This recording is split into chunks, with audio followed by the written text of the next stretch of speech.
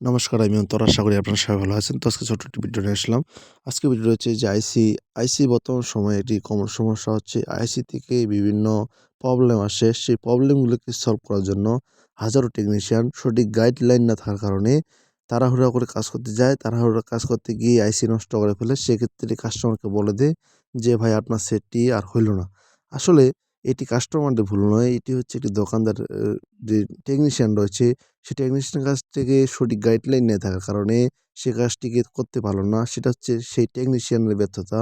অবশ্যই আপনারা mobile servicing করতে গেলে আপনারা অবশ্যই ভালো যোগ্য এবং যারা ভালো টেকনিশিয়ান রয়েছে, ভালো কাজের জানে, তাদের কাছে এই কাজগুলো করাবেন। কিছু ছেঁচড়া কাস্টমার রয়েছে যে আসলে কম খুঁজে যে দোকানে ৳৫০ কম পাবে সেই দোকানে যায়। আসলে যারা কম দেয় কারা? কম দেয় হচ্ছে যারা কাস্টমার ধরার লালসায় আর যারা ভালো মানের কাজ জানে না। যারা ভালো মানের কাজ করে তারা কখনোই কম রেটে কাজ করে না।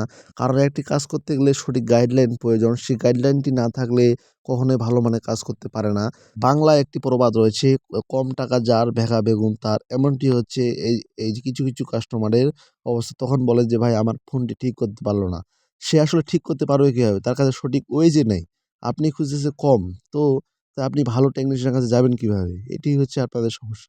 তো ঠিক আছে, আজকে এ পর্যন্তই। ভিডিওটি ভালো লাগলে অবশ্যই লাইক করবেন, শেয়ার